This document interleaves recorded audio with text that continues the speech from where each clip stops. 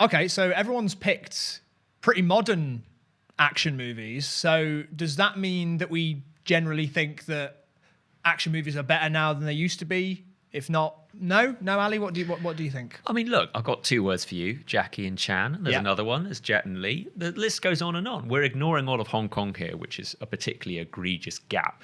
But look, I love the police story movies, and I think Super Cop, Meet the Cop That Can't Be Stopped, is one of my favourites. Truly, if we talk about, I like that you give it the full title. In camera, stunts, helicopters, cars on trains, like it goes on and on and on.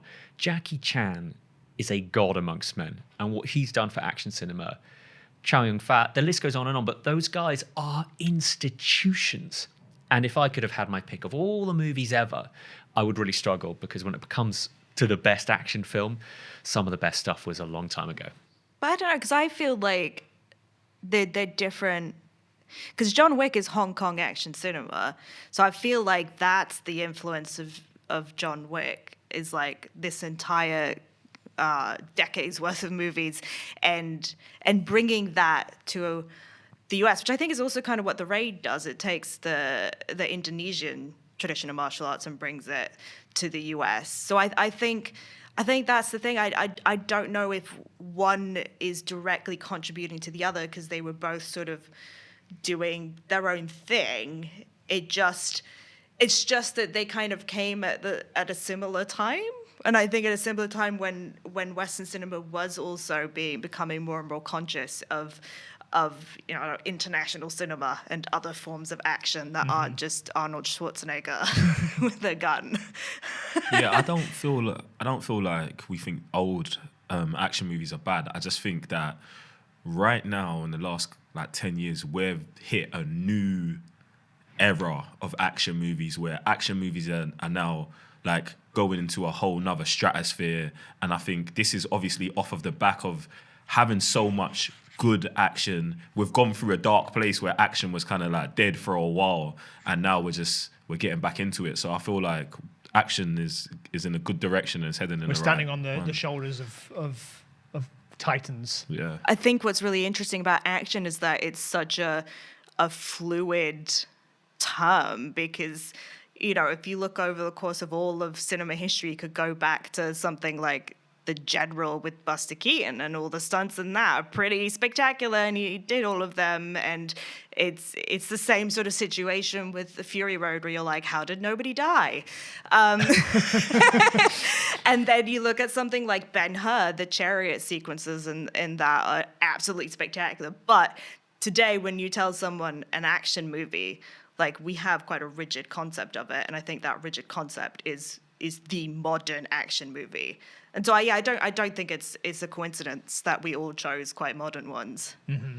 And maybe that leading me on to maybe a more important question: who would win in a fight out of John Wick, the guys from The Raid, and Mad Max and Furiosa? Who do I get? I mean, I think actually, if it's John Wick and maybe a couple of his buddies, maybe Halle Berry from the third one and the dogs, the guys from The Raid and Mad Max and Furiosa all in a fight, who's going to end up on top? Because I feel like it's an easy win for me, if only because of Keanu Reeves and John Wick's incredibly intense eye contact. He stabs someone through the bottom of the chin and maintains eye contact throughout. He wants to see the light He drain. wants the death. Anyway, no, obviously we're getting reactions in other rooms in this studio, but I feel like John Wick and the whole continental assassin underground world, they are built for this. They are professionals. They're going to get you got, and you won't even know it. We just went from John Wick to everyone in the continental. Yeah. No. I didn't say that. Jack said that. He brought up Halle Berry. I said a few of his friends. Yeah. I don't think it's fair to just have John Wick go against all the guys from The Raid. Exactly. No, we'll just go main character. He's got John Wick for sure. I genuinely really want to see that. I The feel directors have like- discussed how maybe, Bob Odenkirk from Nobody and possibly Atomic Blonde, Charlize Theron could cross over one day, and I cannot wait. I feel like John Wick and the guys in The Raid would be fighting, but then Furiosa would just come in with her full ass truck and just smush everybody. just fully drive them It's all like, over. it's cute. You could be like, oh, they're really good at fighting. She has a truck. And she's going to just drive the truck into you and you will be dead. So I feel like that answers that. It's going to be like that bit. Is it in the first or the second John Wick where he uses the back of his car to slam the bloke into a metal pole? Yeah. And there's a bit of CGI where his back just goes. Yeah, it just made me think there's a lot of attention to legs being broken in the Raid 2. There's a lot of legs just being broken in half. The WWE stuff, I told you, like, it's in there. Yeah. You run out of knuckles to bite.